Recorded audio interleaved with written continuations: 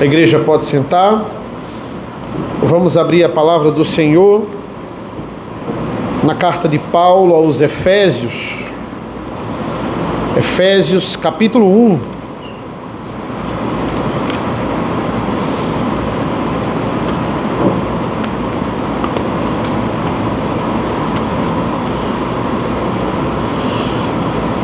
Eu vou ler os versículos de 1 a 6.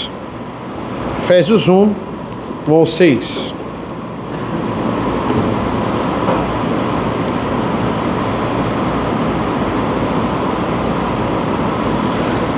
Sim, diz a palavra do Senhor: Paulo, apóstolo de Cristo Jesus, pela vontade de Deus, aos santos que vivem em Éfeso e são fiéis em Cristo Jesus. Que a graça e a paz de Deus, nosso Pai, e do Senhor Jesus Cristo estejam com vocês.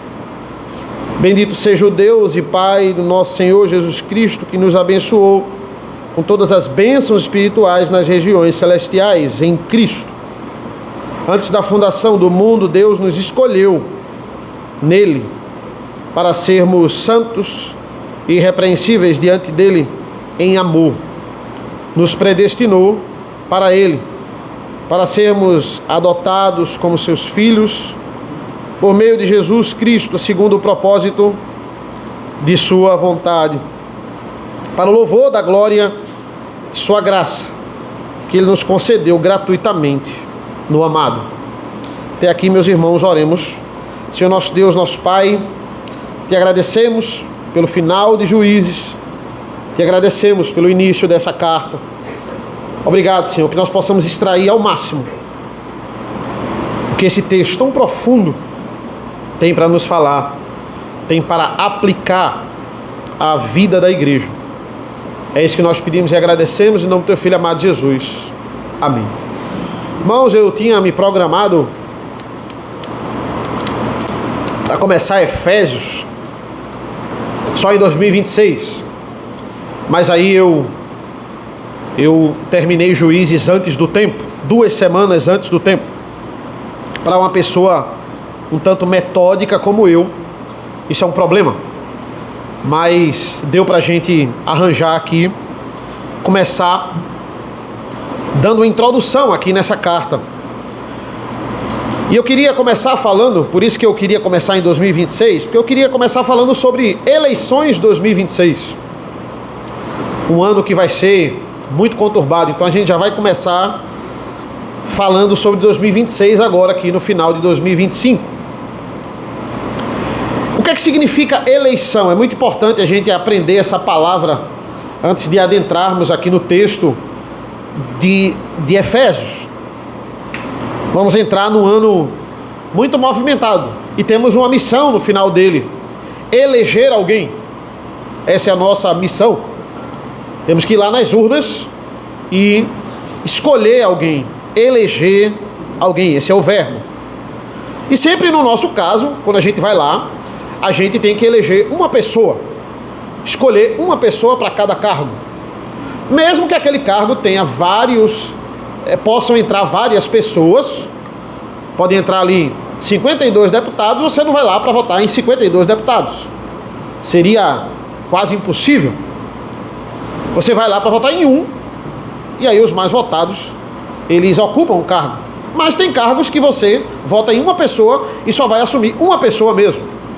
É o cargo de prefeito, é o cargo de governador, é o cargo de presidente.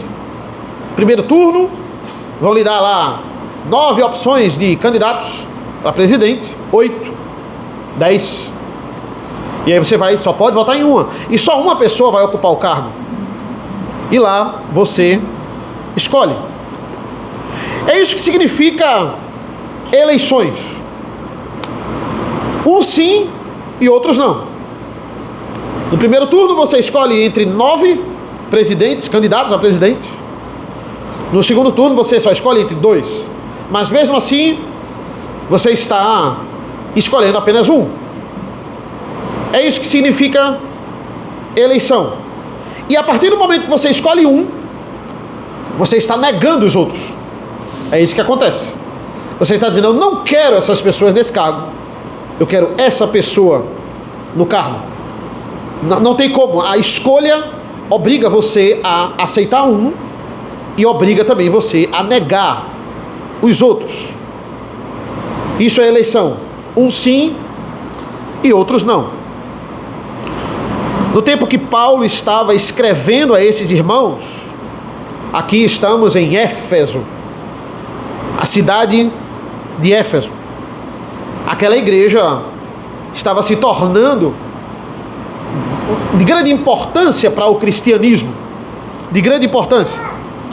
Quando a gente começa a olhar a história cronológica ali da história de Atos, a gente sabe que o evangelho ele nasce, digamos assim, para que ele possa espalhar ali nas outras nações. Ele nasce na Judéia, ele nasce na Palestina, ele nasce em Israel. E aí o livro de Atos vai mostrando esse evangelho crescendo além de Israel. Logo de cara, logo no início ali de Atos, nós temos 3.000 convertidos. Pedro prega, 3.000 pessoas vão se converter. Logo depois, 5.000 pessoas vão se converter. Então esse é o sinal do espalhar desse evangelho ali em Pentecostes também. E aí, no primeiro momento, o evangelho ainda muito concentrado nos limites de Israel. Depois isso, ele sai de Jerusalém, ele vai para Samaria e finalmente ele começa nas diversas nações. E para isso, Jesus vai separar um apóstolo, o apóstolo para além ali dos limites de Israel, um apóstolo que ele mesmo vai dizer que é um nascido fora de tempo. Eu sou um nascido fora de tempo, eu sou o pior dos pecadores, mas aí Jesus foi lá e me escolheu, o perseguidor dos cristãos. Quem é o nascido fora de tempo? É aquele filho que não é programado.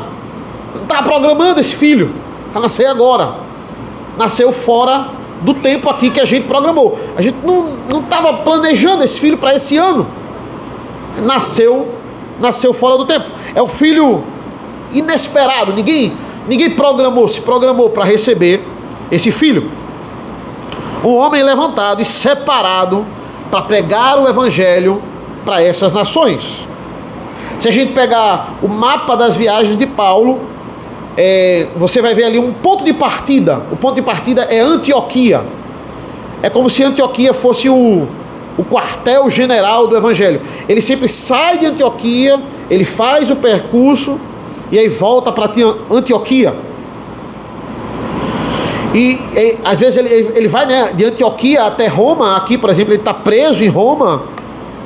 E o resultado do trabalho de Paulo vai fazer o evangelho se espalhar pelo mundo.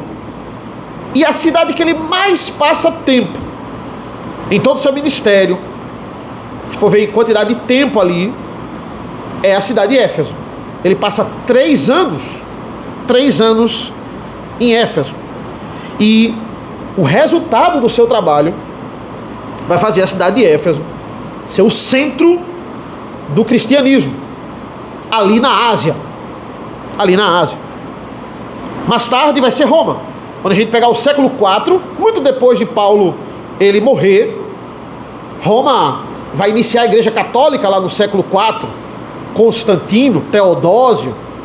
Aí a gente tem o início da Idade Média. E a igreja católica, nós sabemos das suas divergências.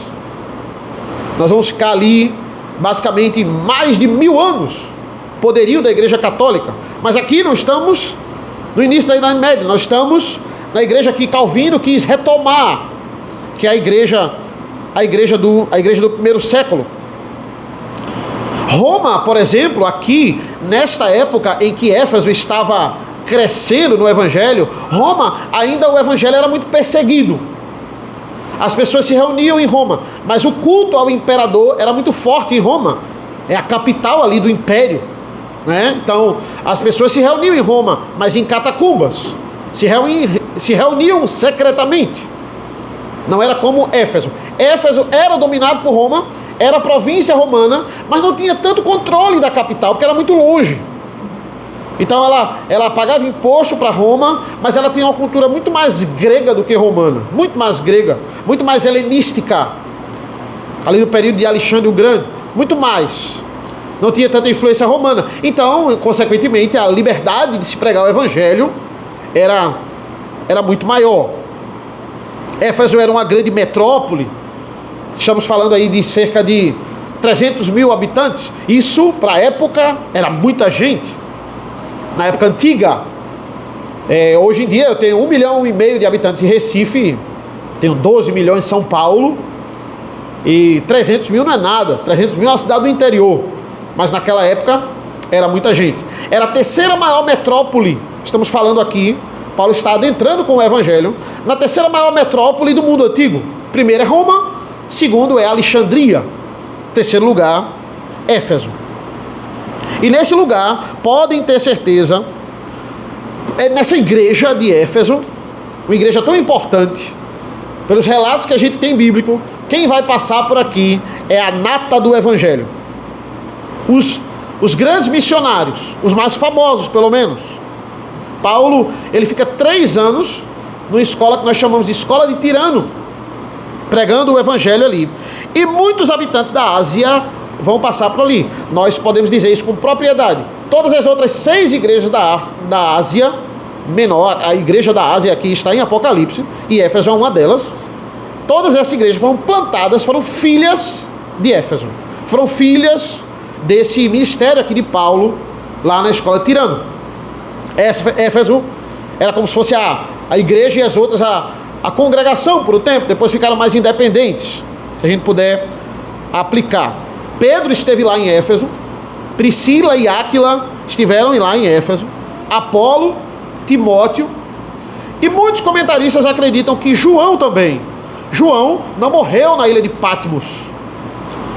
Ele passou os últimos dias da sua vida em Éfeso. Ele foi solto, já perto ali de falecer, de Patmos, e morreu, passou os últimos dias da sua vida lá na igreja de Éfeso.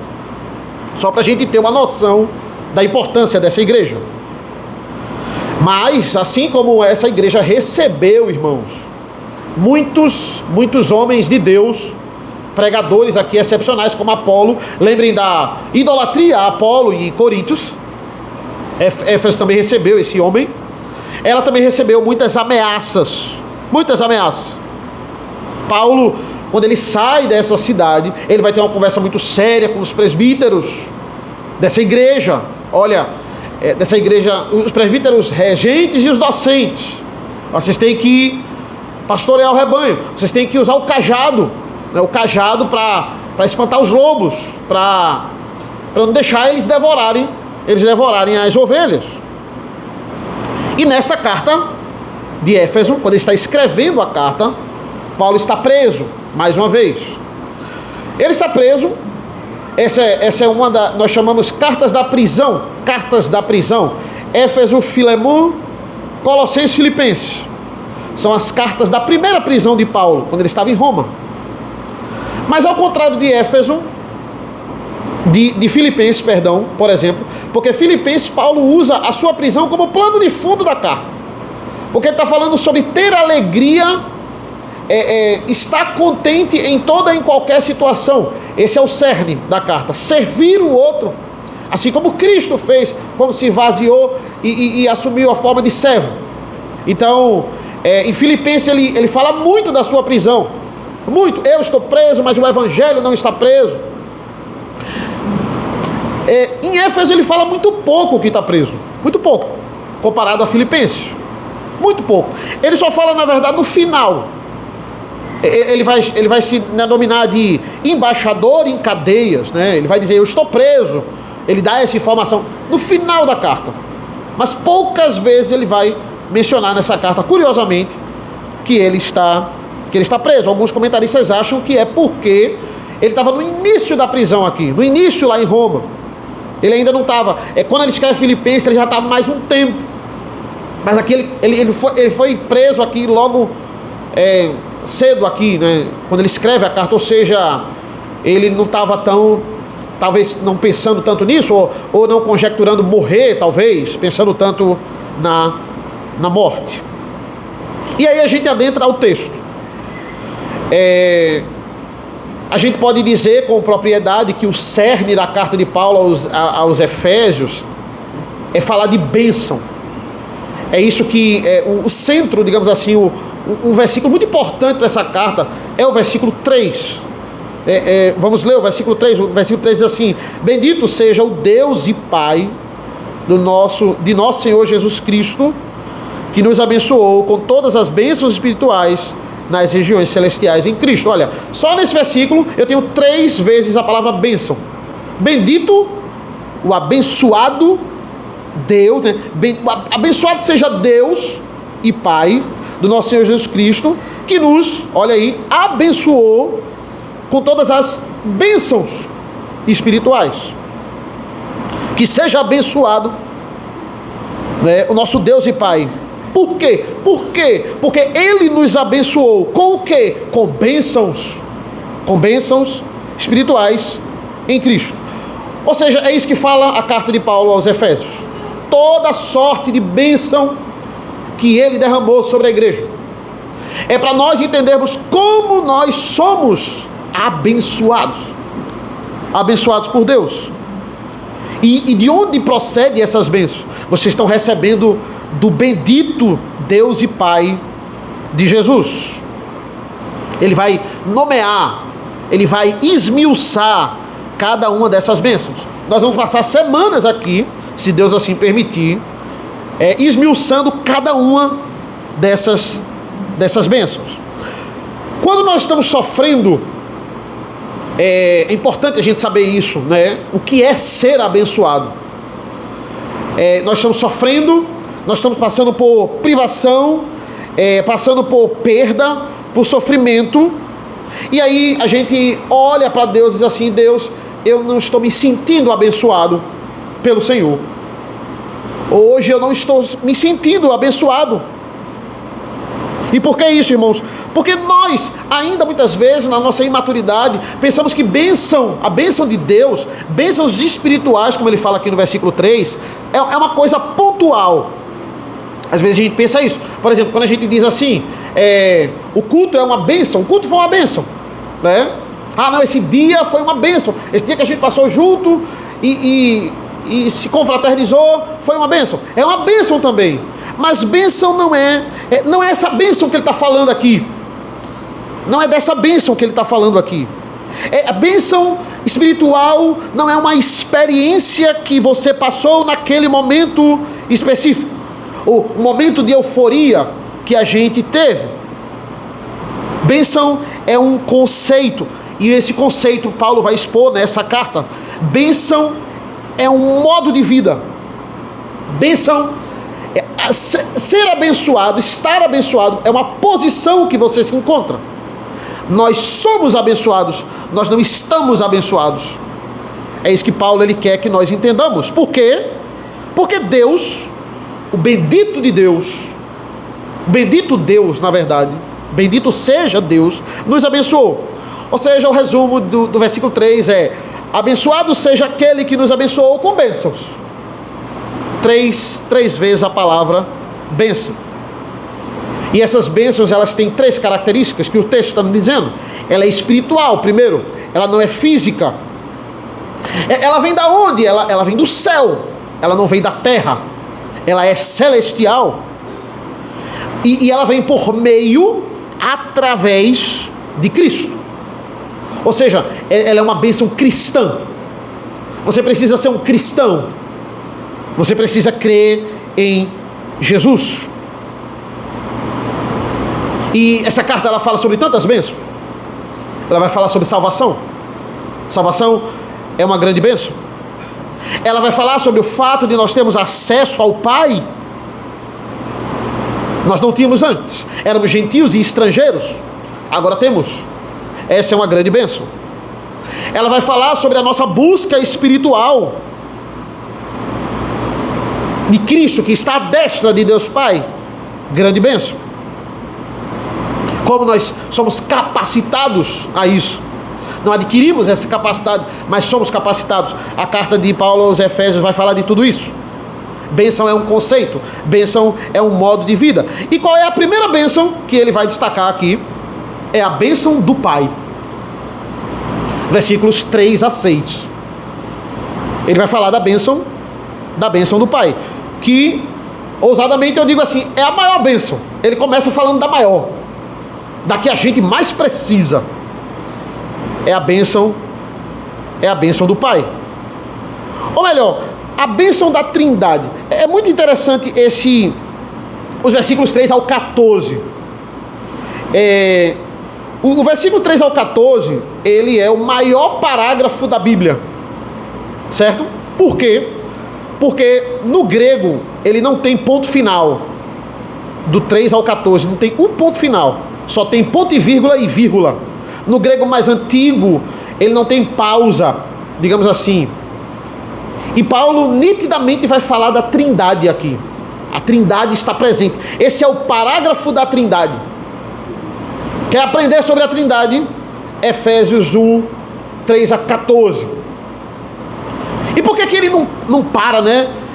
A própria escrita vai mostrando isso. É como se isso não é como se Paulo tivesse empolgado. Ele está falando da Trindade e ele não para. Ele só bota vírgula e ponto e vírgula, mas ele não bota ponto final. E é claro que ele não se empolgou. Aqui é uma forma proposital e inspirada, nós acreditamos, de falar sobre a Trindade. Veja que claramente dos versículos 3 a 6 ele está falando do Pai, né? Ele está falando do Pai até o versículo 6, né? Para o louvor da glória da sua graça, que ele nos concedeu gratuitamente no amado. E nitidamente no 7 ele não está mais falando do Pai, porque veja, nele temos a redenção pelo seu sangue. Aqui ele já está falando do Filho. Redenção pelo seu sangue, remissão de pecados, segundo a riqueza da sua graça. Nitidamente a partir do 7, ele não fala mais de Deus Pai, ele está falando dos filhos. É como se os comentaristas chamam de frase trinitária.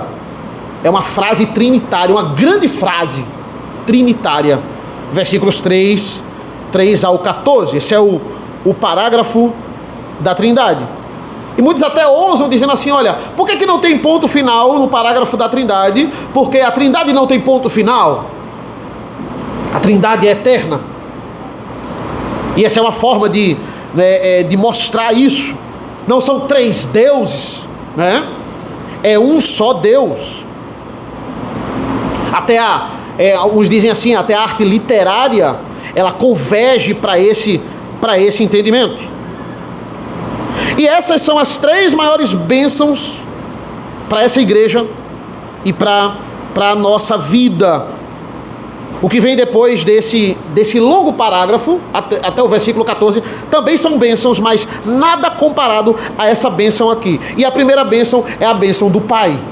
Ele vai falar especificamente do Pai, versículo 4. Antes da fundação do mundo, Deus nos escolheu nele para sermos santos e irrepreensíveis diante dele em amor. Qual é a primeira bênção? Deus nos escolheu. Eleição. Essa é a primeira bênção. Versículo 5, nos predestinou para ele, para sermos adotados como seus filhos, por meio de Jesus Cristo, segundo o propósito de sua vontade, para o louvor da glória de sua graça, que ele nos concedeu gratuitamente no amado. Então, nos versículos 4 a 6, ele concentra em eleição. Ele se concentra aqui em predestinação. Predestinação, essa é a palavra aqui. Uma das doutrinas mais odiadas, mais repugnantes do meio cristão é a doutrina da predestinação. A doutrina mais mal compreendida é a doutrina da predestinação. Mas aqui Paulo, ele fala com todas as letras, o Pai nos escolheu nele, em amor, nos predestinou. Não tem como você fugir disso aqui. É muito interessante, irmãos, porque a Trindade, ela tem uma explícita divisão de tarefas. A Trindade, ela trabalha, veja, eles não se misturam no quesito função. eles são específicos, cada um tem a sua função. Porque a Trindade sabe que ela funciona melhor assim, quando cada um tem a sua função específica, quando cada um faz a sua parte. Um vai ajudar o outro, um vai completar o outro. É assim que funciona. Nós deveríamos aprender com a Trindade. Deveríamos focar na nossa função, naquilo que somos bons, e executarmos dentro da igreja. Se agíssemos como a Trindade, não iríamos ter pessoas sobrecarregadas. Por exemplo, na igreja presbiteriana é assim: uma dúzia trabalha e o resto assiste, né? O ministério da crítica, tem o ministério da crítica na igreja presbiteriana, o ministério do elogio. Tem gente que não faz nada, mas pelo menos elogia, né? Só fica elogiando. Tem gente que só critica, e meia dúzia faz alguma coisa. Não é assim com a Trindade. A Trindade é organizada. A Trindade, cada um tem a sua função. E por que o corpo de Cristo também não é assim? Todo mundo fazendo aquilo para o que Deus chamou, para o que Deus convocou.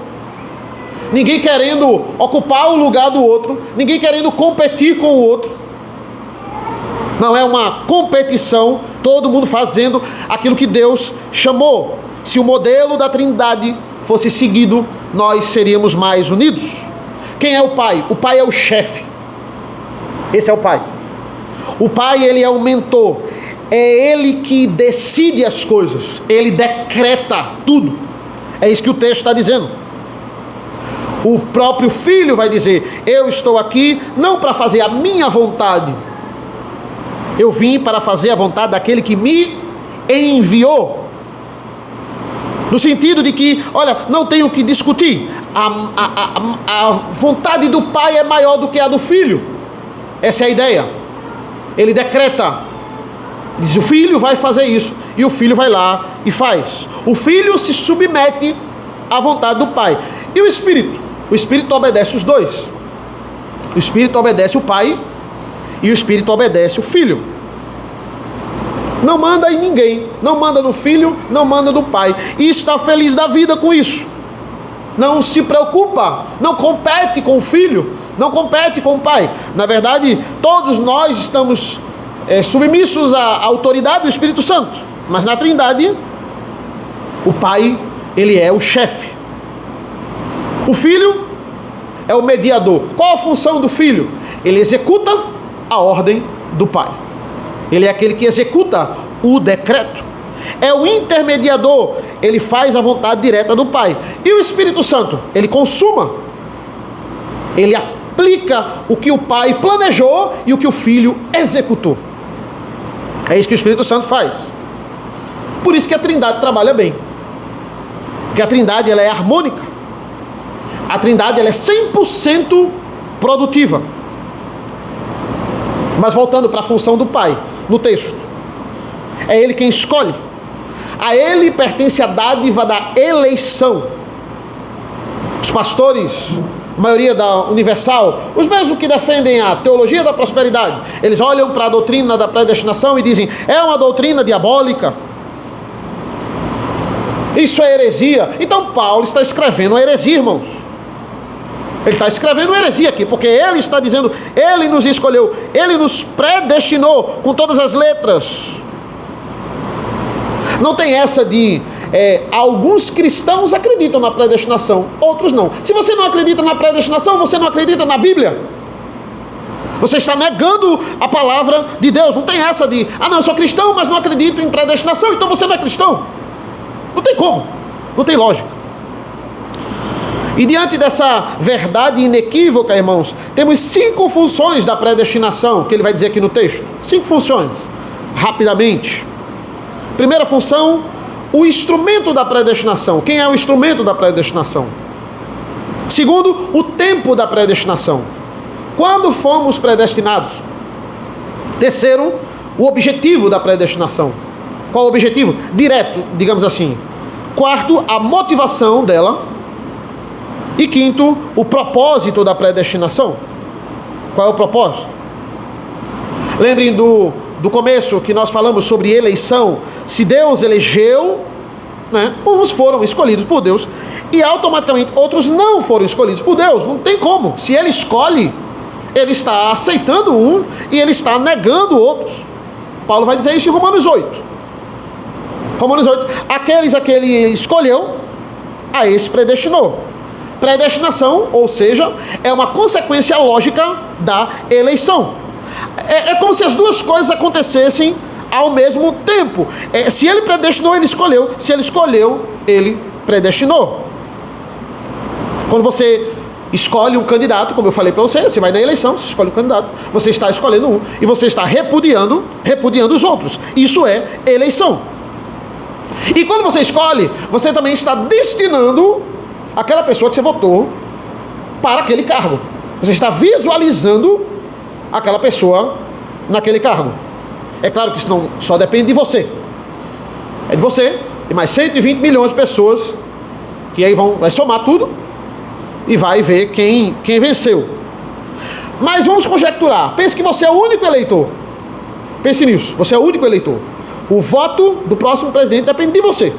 O quem você escolher vai ocupar essa cadeira. Nesse caso, você está predestinando essa pessoa para o cargo. É isso aí. Agora, isso é fato. Deus é o único eleitor. A ideia é essa. Deus é o nosso único, é o eleitor, é o único eleitor da humanidade. E estamos falando somente do Pai. É o Pai quem escolhe. Essa é a função dele. É o Pai quem escolhe. É o Pai que escreve o seu nome no livro da vida. Foi ele quem fez isso. Não teve... eu gosto muito de Filipe. Então, o pai vai votar, o filho vota e o Espírito Santo vota. A maioria vence. Não tem isso. Não tem isso na Trindade. Não é a maioria vence. É o pai, ele decide. Foi só o pai. Ele escolhe sozinho. Ele é o único eleitor da história. Todos aqueles que ele escolheu, a Bíblia fala, ele está predestinado. O que é predestinação? É um destino prévio. Antes daquilo de fato ocorrer, Deus já está decretando. Ele vai para o céu. Ele é meu filho. Ele é um salvo no Senhor. Ele é um salvo. E aí vem aqui as características da predestinação. Primeiro, versículo 3. O seu instrumento. Ele vai dizer assim: bendito seja o Deus e Pai, nosso Senhor Jesus Cristo, que nos abençoou com todas as bênçãos espirituais nas regiões celestiais em Cristo. Ou seja, todas as bênçãos que nós vamos olhar nessa carta têm uma instrumentalidade. Só são possíveis pela instrumentalidade de Cristo. Inclusive a eleição. Veja o versículo 4. Antes da fundação do mundo, Deus nos escolheu nele. Olha o termo aqui de Paulo. Deus nos escolheu nele, através dele. Ele é um instrumento dessa predestinação. Veja como isso, e essa carta, irmãos, ela derruba tanta heresia, que as pessoas, elas falam, não tem sentido as pessoas dizerem assim: Deus escolhe aqueles que resolveram crer nele. Ele espera você crer para depois escolher. Não faz sentido, porque isso não seria uma escolha. Não é uma escolha, depende de mim. Se eu crer, eu vou para o céu. Se eu crer, Deus escolhe. Então ele não escolhe. Ele está esperando eu crer. Ele escolheu. Ele predestinou. Não faz nenhum sentido. O texto é claro. Ele nos escolheu. Entenda. O texto é claro quando ele diz assim: ele não escolheu por causa de você. Ele não escolheu em você. Ele não escolheu porque você fez alguma coisa. Ele escolheu nele. Ele escolheu em Cristo. Ele é um instrumento. Ele escolheu nele. Pense numa conversa. Existe um plano. Não sei se foi uma conversa, mas existe um plano. Olha, Deus, eu decidi criar o ser humano. Eu vou criar o ser humano a nossa imagem e a nossa semelhança. E vai acontecer um momento em que eles vão pecar. Eles vão se afastar de nós. O pecado vai fazer eles se afastar de nós. E então é aí que você entra, meu filho. você vai morrer por alguns que eu escolhi. Eu vou criar muita gente, mas eu escolhi alguns, onde você vai executar a obra da redenção, e aí o meu decreto ele vai ser concretizado. Eles vão cair, e a sua obra, filho, vai redimi-los. E depois, Espírito Santo, você vai aplicar essa obra naqueles que eu separei, naqueles que eu escolhi.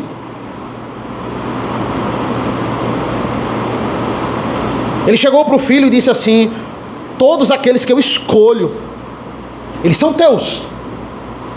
Jesus vai falar isso.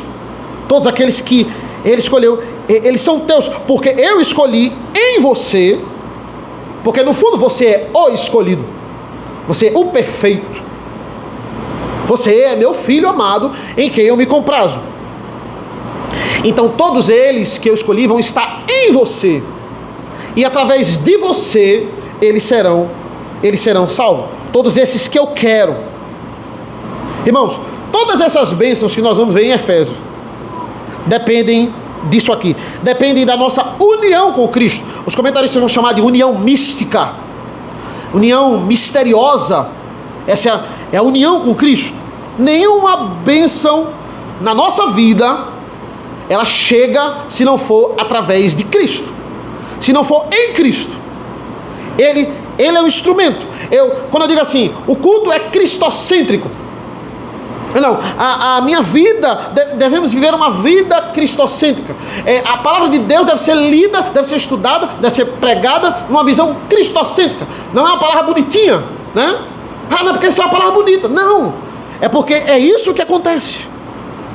Essa é a exigência máxima e essa é a exigência total. Não existe vida em nenhuma esfera, em nenhum nível fora de Cristo. Não existe. Entendimento, aplicação fora de Cristo. Para ilustrar isso, lá em João, Jesus vai dizer: eu sou a videira, e vocês são os ramos. Sem a videira, vocês não passam de galhos secos. Vocês precisam se alimentar. Vocês são alimentados através da videira. Segunda característica, Paulo fala sobre o tempo da eleição. Quando aconteceu? Quando aconteceu? Versículo 4. Ele vai dizer: antes da fundação do mundo. Ou seja, Deus não nos elege quando a gente tem fé, depois que Ele vê a nossa fé.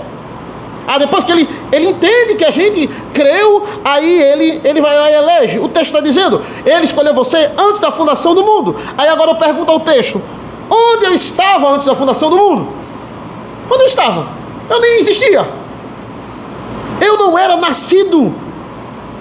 Ou seja, como é que ele só me escolhe depois da minha fé, se eu não era nem nascido para ter fé? Ele me escolheu antes da fundação do mundo. Como ele viu a minha fé, se eu nem existia? Você não estava armazenado no céu, congelado, e aí chegou a sua hora e Deus pegou você e colocou na barriga da sua mãe? Não. Você só é criado no momento da sua concepção. Você não existia antes de ser criado.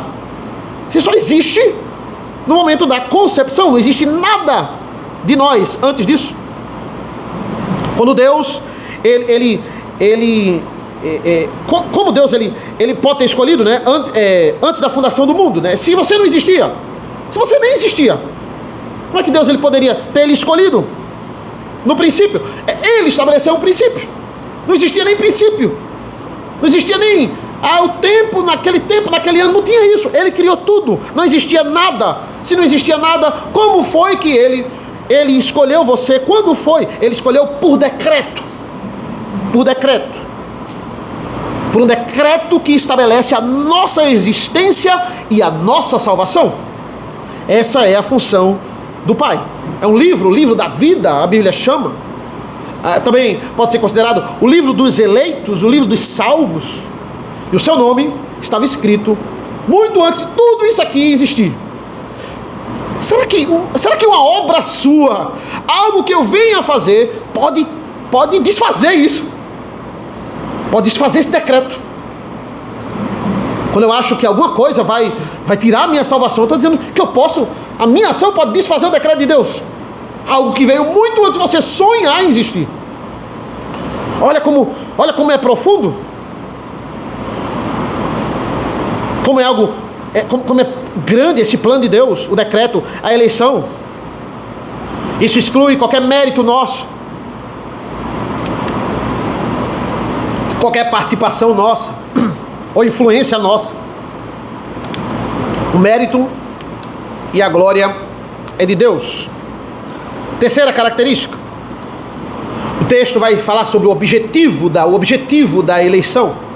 Veja o versículo 4. Deus nos escolheu nele olha esse para sermos santos e irrepreensíveis. Aí no 5, ele vai dizer, também para sermos adotados como seus filhos, por meio de Jesus Cristo, segundo o propósito da sua vontade. Fomos predestinados para sermos filhos. Entenda, Cristo é o Filho unigênito, a gente chama, né? Ou seja, o que é o Filho unigênito? É o único gerado. É o Filho do unigênito. Mas em Cristo, eu também sou filho, porque se eu estou nele, eu sou filho. Ou seja, o Pai nos dá o Filho, e o Filho, ele faz o que com a sua obra? Ele nos dá o Pai.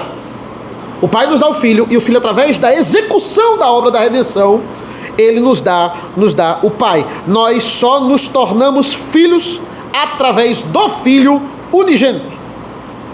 Mas não somos filhos naturais. Essa é a única palavra que eu posso usar aqui. O Filho único, unigênito, é o Filho natural, é Cristo. Nós somos filhos adotados. Todos nós. Adão e Eva, eles eram filhos antes de pecar. Mas quando eles pecaram, eles deixaram de ser filhos. Olha o que é que Deus faz com Adão e Eva. Deus, ele expulsa Adão e Eva de casa, do jardim. É como se o pai estivesse dizendo assim: você não é mais meu filho, você está expulso de casa. Esse é um dos sinais da expulsão do homem do jardim do Éden. Você não está mais sob os meus cuidados, sob a minha tutela. Eu não sou mais responsável por vocês. Responsável por vocês agora é o pecado. Vocês estão expulsos. Então, depois do pecado, não havia mais nenhum filho de Deus.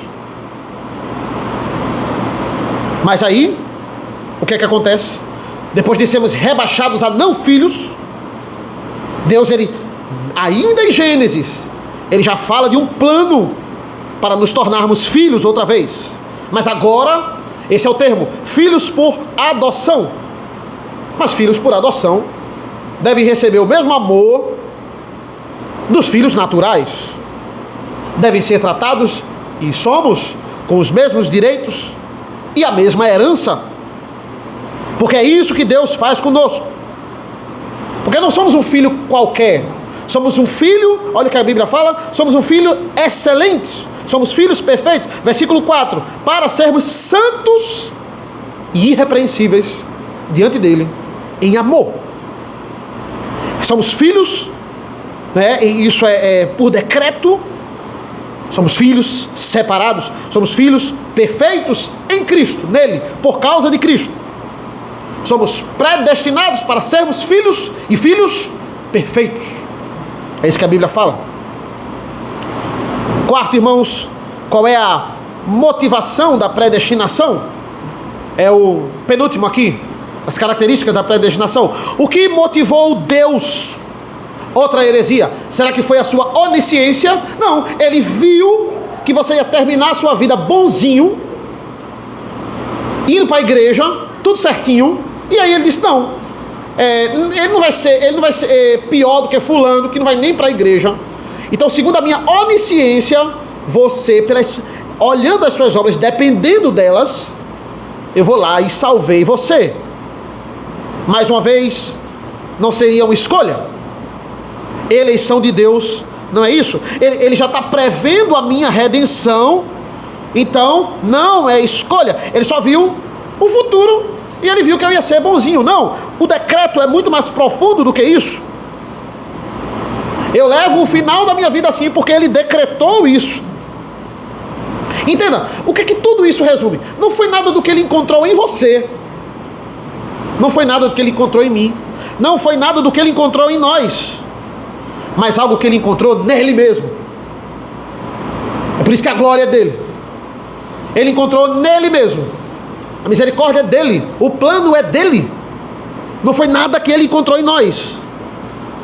O que foi que ele encontrou nele? Qual é a motivação final do versículo 4? Amor. Essa é a motivação. Em amor nos predestinou. Essa é a motivação máxima de Cristo para fazer tudo isso e nos escolher. Amor. Se eu parar para tentar fazer um sermão ou um estudo para explicar para você o amor de Deus, eu não consigo. Ninguém consegue, porque o amor de Deus é inexplicável. Por que que ele escolheu você e não escolheu outra pessoa? Não tem como explicar. Por que foi que ele viu em você e ele não viu em fulano e ele condenou fulano para o inferno e você vai para o céu? Por quê? Qual a motivação? Amor. Mas como? Não tem como explicar. Não tem explicação. É muito profundo esse amor, irmãos. Por que que ele escolheu Jacó? O que que Jacó tinha que Esaú não tinha? Que era mais santo, que ele fez alguma coisa que Deus viu ali. Não, esse é escolhido e esse não é. Antes da fundação do mundo, ele já amava um e odiava o outro. Por quê? Amor. Como? Eu não sei. Eu não sei. É muito profundo. É inexplicável. A Bíblia diz, ele decretou. Muito antes de você nascer, muito antes de você existir, sonhar em existir, o seu nome, Marcos, Adeilson, Mateus, Filipe, estava no livro da vida, já, muito antes. Motivação, amor. Profundo amor, é muito profundo. É muito profundo. Não tem como eu explicar em palavras. Não tem como eu fazer um sermão e a gente resolver isso. O que é que a gente sabe? Ele ama muito. Ele ama, e ele ama muito. E ele também odeia. E ele separou as pessoas para odiar. E a gente para por aí. Não tem como eu me adentrar mais. Entenda a profundidade desse amor. Você entende a profundidade desse amor? Não, você não entende. E eu também não. É além da nossa capacidade. Mas qual é a informação que temos? Antes de tudo isso, ele já nos amava. Aqueles que de antemão conheceu, também os predestinou. Esse conheceu aqui não é, opa, prazer, tudo bem. Não. Conheceu é Adão, conheceu a Eva. Antes ele nos conheceu. Conheceu é relacionamento de amor. Ele já nos amava. E nos amava profundamente. Antes mesmo de nos predestinar. É isso que o texto ele está nos dizendo. Ele amou muito você. E por último, irmãos, o propósito da eleição. Propósito. Versículo 6 vai dizer assim: para o louvor da glória de sua graça, que nos concedeu gratuitamente no amado. Ele repete muito essa expressão, nessa grande frase. Versículo 12, por exemplo, ele vai dizer: a fim de sermos para o louvor da sua glória, nós, os que de antemão esperamos em Cristo. Deus calculou onde a minha glória vai ser mais manifestada. E tudo converge para isso, ele ser glorificado. Então se alguém perguntar por que Deus ama você e não ama o ímpio, você responde: eu não sei. Mas qual é o propósito? O propósito é claro, para a sua glória. Em última instância, ele vai dominar tudo. E Deus será glorificado em ira, e Deus será glorificado em misericórdia. Quando você não se sentir abençoado, pare de achar que você não é abençoado. Bênção, essa é a primeira coisa que precisamos aprender para seguirmos em Efésios. Bênção não é um estado momentâneo. Bênção tem a ver com a soberania e tem a ver com o propósito de Deus para as nossas vidas. Essa, a eleição. Eleição é a primeira bênção dessa carta. É a maior. Ele já começa Já começa bem, já começa impactando. É a maior bênção, mas é a primeira de muitas. Vamos destrinchar e vamos adentrar 2026, pela graça de Deus, falando de como somos abençoados, como igreja, como irmãos no Senhor. Eleição é um plano, é um decreto e a maior bênção de todas, mas é apenas a primeira. Glorificado seja o nosso Deus. Oremos. Senhor nosso Deus, nosso Pai, te agradecemos pela tua palavra, te agradecemos por essa carta, te agradecemos pelo teu evangelho que é vivo, que é atual, que é presente em nossas vidas. Nos abençoa, Senhor. Aprendemos um pouco mais sobre a tua função, a função do Pai. Nos abençoa, nos capacita, prepara essa igreja para nós crescermos juntos e aplicarmos, porque nós temos também o Espírito Santo que aplica em nós suas maravilhosas verdades. O Senhor decreta, Jesus executa e o Espírito Santo aplica. Louvado seja o nome do Senhor.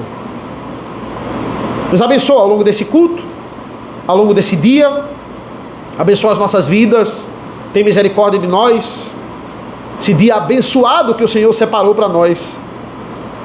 Tem misericórdia de nós, nos abençoa na escola dominical, os professores que se dedicaram, esmiuçaram a palavra de Deus, pastor Rodrigo, na pregação do teu evangelho, à noite também, abençoa o teu servo, ser com as nossas vidas, nos alimenta mais da tua palavra, cada vez mais, é isso que nós pedimos e agradecemos, em nome do teu filho amado Jesus, amém. Amém, meus irmãos, vamos ficar de pé, vamos louvar o Senhor em resposta, Salmos 122.